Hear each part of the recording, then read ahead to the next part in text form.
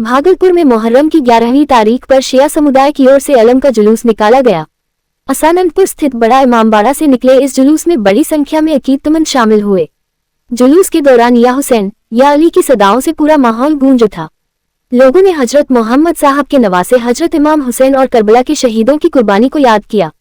अलम के जुलूस में शामिल लोग नोहा पढ़ते हुए मुस्लिम हाई स्कूल, दाऊदचक और पंखा टोली के रास्ते शाहजंगी करबला पहुंचे। यहां विदाई मजलिस का आयोजन किया गया, जिसके बाद जुलूस का समापन हुआ। भागलपुर शिया वक्फ कमेटी के सचिव सैयद जीजा हुसैन ने बताया कि मुहर्रम का ये जुलूस इमाम हुसैन की शहादत और उनके संदेश को याद करने का प्रतीक है। वहीं जुलूस में विभिन्न समुदायों के लोगों की मौजूदगी ने आपसी भाईचारे का संदेश दिया। ये असानंदपुर बड़ा इमामबाड़ा से निकाला गया है और ये शाहजंगी करबला जाएगा। यहाँ पहला हम शाम 5 बजे तक कर दिया जाएगा और ये मैसेज है करबला का, जहाँ इमाम हुसैन ने शहादत देकर इंसानियत को बचाई, सच्चाई को बचाई और ता क़यामत तक ये सिलसिला जारी रहेगा। भागलपुर शहर में मुहर्रम के जुलूस के दौरान उस समय अफरा तफरी का माहौल बन गया, जब दो अखाड़ों के बीच किसी बात को लेकर विवाद हो गया। देखते ही देखते कहासुनी ने हिंसक रूप ले लिया और दोनों पक्षों के बीच जमकर लाठी डंडे चलने लगे। घटना का वीडियो सोशल मीडिया पर तेजी से वायरल हो रहा है, जिसमें बड़ी संख्या में लोग एक दूसरे पर हमला करते दिखाई दे रहे हैं। प्रत्यक्षदर्शियों के अनुसार विवाद के दौरान मौके पर भगदड़ जैसी स्थिति बन गई। मारपीट में कई लोगों को चोटें आने की सूचना है। वहीं हंगामे के दौरान एक डीजे वाहन भी क्षतिग्रस्त हो गया, जिससे आयोजकों को आर्थिक नुकसान उठाना पड़ा। घटना के बाद आसपास के इलाके में कुछ समय के लिए तनाव का माहौल बना रहा। सूचना मिलते ही पुलिस मौके पर पहुंची और स्थिति को नियंत्रित किया। पुलिस ने दोनों पक्षों को शांत कराया तथा मामले की जांच शुरू कर दी है। वायरल वीडियो के आधार पर भी उपद्रवियों की पहचान की जा रही है। सिटी एसपी ने घटना को गंभीर बताते हुए कहा कि पूरे मामले की जांच कराई जा रही है। वायरल वीडियो सहित सभी उपलब्ध साक्ष्यों की जांच की जाएगी। जो भी व्यक्ति कानून हाथ में लेते हुए दोषी पाया जाएगा, उसके खिलाफ सख्त कानूनी कार्रवाई की जाएगी। आज मुहर्रम की तारीख को लेकर के कई सारे अखाड़े पूरे शहर से गुजर रहे हैं और लगातार हम लोगों की नजर बनाई हुई है। जहां एक दो छुटपुट घटनाएं नजर में आ रही हैं, उसको संज्ञान में लिया गया है। उस पर विस्तृत जांच की जाएगी। जो रिस्पॉन्सिबल लोग हैं उनके खिलाफ उचित कार्रवाई की जाएगी। लेकिन लार्जली यहाँ पर जो अखाड़े शांतिपूर्ण तरीके से जा रहे हैं, लोगों का काफी सहयोग है और पुलिस और मैजिस्ट्रेट एवं शांति समिति जो भागलपुर की है, काफी मुस्तैद तरीके से यहाँ पे खड़ी है। भागलपुर शहर में मुहर्रम को लेकर निकाले गए अखाड़ों का भव्य और आकर्षक नजारा देखने को मिला। मुस्लिम स्कूल के रास्ते से होकर शहर के अलग अलग मोहल्लों से निकाले गए अखाड़े गुजरे, जिसे देखने के लिए बड़ी संख्या में लोग सड़क किनारे मौजूद रहे। इस दौरान एक ही जगह पर सभी अखाड़ों की झलक देखने को मिली। ताजिया, जुलूस और पारंपरिक करतबों का शानदार प्रदर्शन लोगों के बीच आकर्षण का केंद्र बना रहा। अखाड़े में शामिल युवाओं ने अपनी कला और परंपरागत खेलों का प्रदर्शन किया। मुहर्रम के इस मौके पर शहर में धार्मिक आस्था और आपसी भाईचारे का माहौल देखने को मिला। दूर दूर से पहुंचे लोगों ने जुलूस को देखा और इस ऐतिहासिक परंपरा का हिस्सा बने।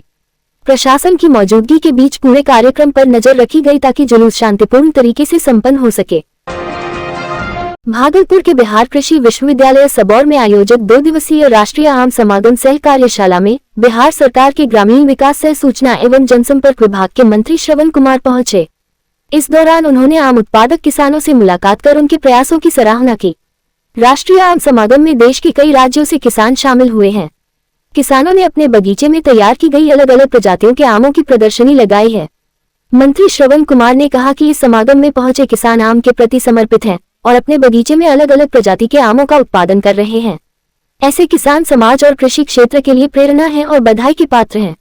इस मौके पर बिहार कृषि विश्वविद्यालय के कुलपति दुनिया राम सिंह, भागलपुर सांसद अजय मंडल और जदयू नेता सुड्डू साई सहित कई लोग मौजूद रहे। आज सबौर विश्वविद्यालय में आम समागम का आयोजन किया गया है 2026। देश के कई राज्यों के किसान यहाँ पर आए हैं, जो आम के शौकीन भी है, आम के फसल को लगाते हैं, अपने खेतों में लगाया है और विशिष्ट प्रजाति का आम लगा करके लोगों को सिर्फ दिखाते नहीं है, बल्कि राज्य से बाहर, देश से बाहर भी इन आमों की प्रजातियों को भेजा जाता है। इसके लिए डीआर सिंह जो हमारे वीसी हैं, इनको धन्यवाद देते हैं, बधाई देते हैं। और उड़ीसा के किसान और अपने बिहार के सुपौल के किसान और बंगाल के किसान बहुत अच्छा काम किया है आपके फसल के लिए। उनको भी अपने बिहार के सरकार की तरफ से, बिहार के आम जनता की तरफ से उनको बधाई देते हैं, शुभकामना देते हैं। भागलपुर के मधुसूदनपुर इलाके में अजय इंडियन गैस एजेंसी के गोदाम को लेकर बड़ा विवाद सामने आया है। जमीन मालिक ने गोदाम निर्माण और लाइसेंस में अनियमितता का आरोप लगाया है। कंझिया निवासी शिवम कुमार भारती का आरोप है कि वर्ष 2012 में उन्होंने अपनी जमीन लीज पर दी थी, जिस पर गैस गोदाम का पास और पेसो लाइसेंस मिला, लेकिन एजेंसी संचालक ने उस जमीन पर गोदाम नहीं बनाकर दूसरी जमीन पर गोदाम संचालित किया। शिकायत के बाद हुई जांच में मजिस्ट्रेट ने पाया कि स्वीकृत जमीन पर गोदाम नहीं बल्कि बाग बगीचा है। इसी बीच दोबारा मापी से पहले कथित तौर पर पुराने गोदाम को रातों रात ध्वस्त कर सिलेंडर नए गोदाम में शिफ्ट कर दिए गए। मामले की शिकायत डीएम और मधुसूदनपुर थाना में की गई है। वहीं नाथनगर सीओ ने यथास्थिति बनाए रखने का निर्देश देने की बात कही है, जबकि थानाध्यक्ष ने बताया कि पुलिस ने काम रुकवाया था, लेकिन पुलिस के हटने के बाद गोदाम तोड़ दिया गया। मामले की जांच जारी है। ये गैस गोडाउन इसलिए तोड़ा गया, इसका मेन मुख्य कारण था ये जमीन विदाउट पेसो लाइसेंस के चल रही थी। इस भूमि पर जमीन का खाता खसरा बबलपुर, थाना नंबर 352, खाता 66, खसरा 9, रकबा 22.2 डिसमल है, जिस पर ये भूमि पर अवैध रूप से चल रहा था। इसका पेसो लाइसेंस लिया गया है मोहम्मदपुर, थाना नंबर 354, जिसका खाता 64,239, खसरा रकबा 9,000 वर्ग फीट, जिसका भूस्वामी शिवम कुमार भारती है। उसके जमीन पर पेसो लाइसेंस लिया गया। ये इसके संचालक सोनी कुमारी के द्वारा, और यहाँ पर धर्मेंद्र कुमार सिंह से सोनी कुमारी ने अवैध रूप से जमीन लिया था, जिसपे पेसो लाइसेंस नहीं लिया गया था। इस पे अवैध रूप से तकरीबन 2015 से आज तक चला, और इस पे कई बार शिकायत की गई इंडियन ऑयल में और अंचलाधिकारी नाथनगर साहब को और एसडीओ साहब, एडीएम साहब, डीएम साहब को।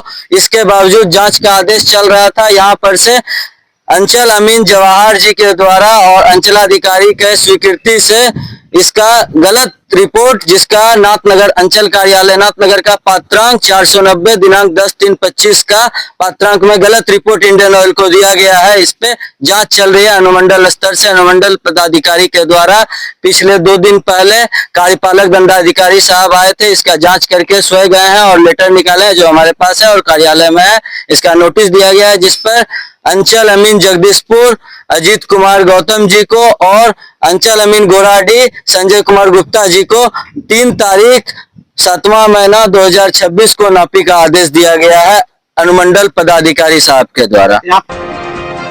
भागलपुर में एक आपसी विवाद का सुखद अंत देखने को मिला है।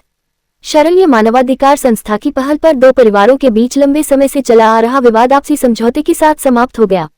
दोनों पक्षों ने न केवल सुलहनामा किया बल्कि कोर्ट में अपने अपने मामले वापस लेने का भी फैसला किया है। मामला भागलपुर के वारसलीगंज क्षेत्र का है, जहां 2 परिवारों के बीच विवाद इतना बढ़ गया था कि मामला बबरगंज थाना तक पहुंच गया। दोनों पक्षों की ओर से एक दूसरे के खिलाफ प्राथमिकी दर्ज कराई गई थी, लेकिन शरण्य मानवाधिकार संस्था के कार्यालय में दोनों परिवारों के बीच बातचीत कराई गई, जिसके बाद प्रथम पक्ष चांदनी देवी और द्वितीय पक्ष अनीता देवी ने आपसी सहमति से लिखित समझौता कर लिया। दोनों परिवारों ने समाज और प्रशासन को सूचित किया कि अब वे भविष्य में आपसी भाईचारे और सौहार्द के साथ रहेंगे तथा न्यायालय में अपने अपने मुकदमे वापस लेने की प्रक्रिया पूरी करेंगे। इस अवसर पर संस्था की जिला महिला अध्यक्ष वर्षा प्रीति, अध्यक्ष डॉक्टर ईशांत सिन्हा, मीडिया प्रभारी मनीष राम सहित अन्य पदाधिकारियों ने दोनों परिवारों को शुभकामनाएं देते हुए कहा कि ये समझौता समाज में भाईचारे, संवाद और सौहार्द का सकारात्मक संदेश देता है। शरण्य मानवाधिकार संस्था की इस पहल से वर्षों पुराना विवाद आपसी सहमति से समाप्त हुआ है।